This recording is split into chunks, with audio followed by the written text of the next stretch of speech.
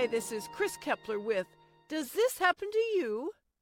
The weekly podcast where we explore our daily anomalies, bringing to life short stories by fantastic writers never heard in audio format. A weekly mini audio book about life and befuddlement just for you.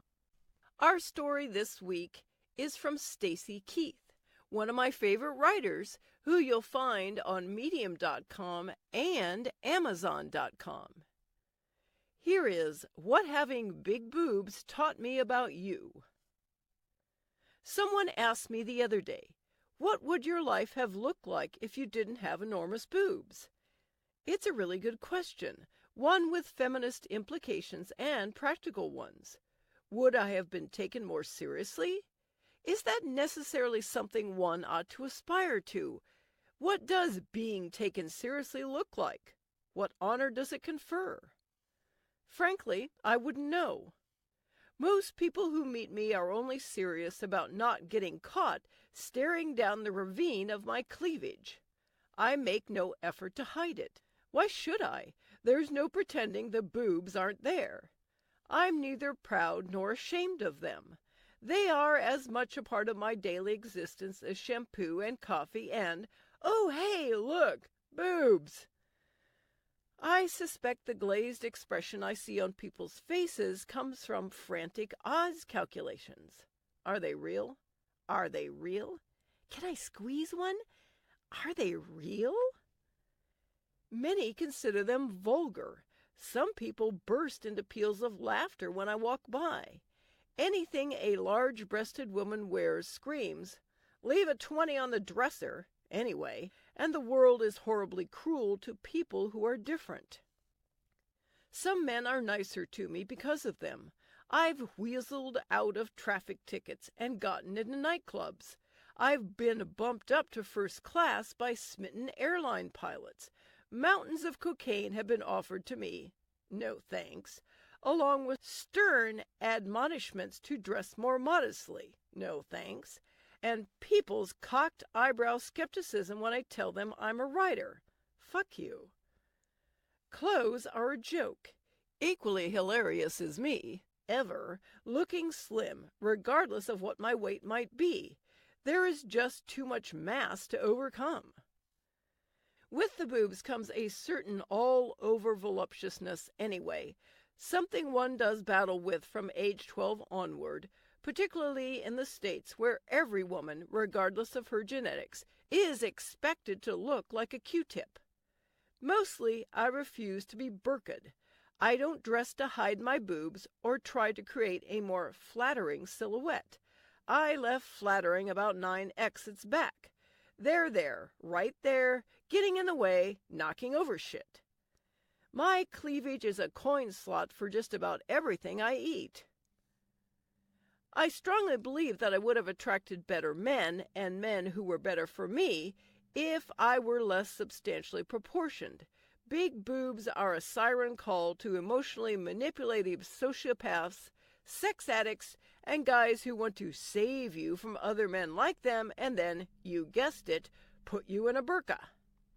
I appreciate the fact that my boobs made me a lot of money as a former centerfold and featured dancer, but in real life, I never try to capitalize on their power. To tell you the truth, I'm not sure I'd know how. Sexually manipulating men doesn't interest me in the slightest. In romantic situations, they're nice. In non-romantic situations, they're sweaty, crumb-catching nightmares. But it would be disingenuous for me to say that my life wouldn't have been different if I'd been normal, by whatever parameter we measure that. There are 1,000 opportunities I wouldn't have been given, men I wouldn't have known, adventures I wouldn't have had were it not for the fact that big boobs are a sexual magnet. And to be fair, without my boobs, I would suffer a crisis of identity. I would be forced to deal with life completely unprotected. I hide behind them. I am very good at hiding. It has become so second nature. I am rarely aware that I use my boobs as both a cloaking device and a deflection shield. Behind them, I watch. I observe. Not unkindly, just curious. People fascinate me. especially the ways in which they too hide. Cigarette smoke, bravado, religious faith, money. We all build a hologram. Some of us believe it. Others, like me, are a little weary of the effort it takes to maintain the illusion. Somewhere down the line, I went from morbidly shy, geeky, and book smart to having a 36K size personality. In a flash of insight, an old boyfriend of mine once quipped that I'd cultivated such a strong personality because I was determined not to be overshadowed by my boobs.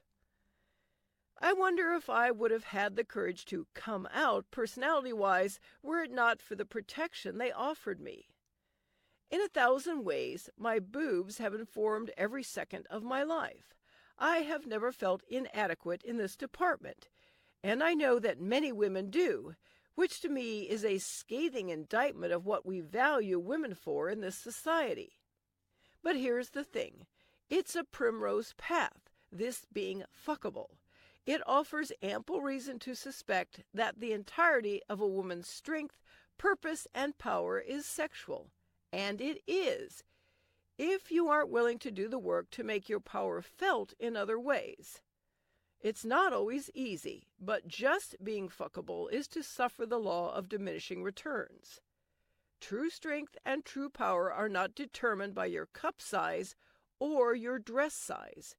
True strength comes as a result of not looking outside yourself for approval or confirmation of your worth, especially from men whose own self-worth is hung up on whether they can fuck you. Some lessons you're just going to learn the hard way. Thanks so much for listening. If you like this story or my podcast, please share and let me know. And if you want to hear multiple stories like this multiple times per week, please become my podcast patron. Just click the link on my Podbean page.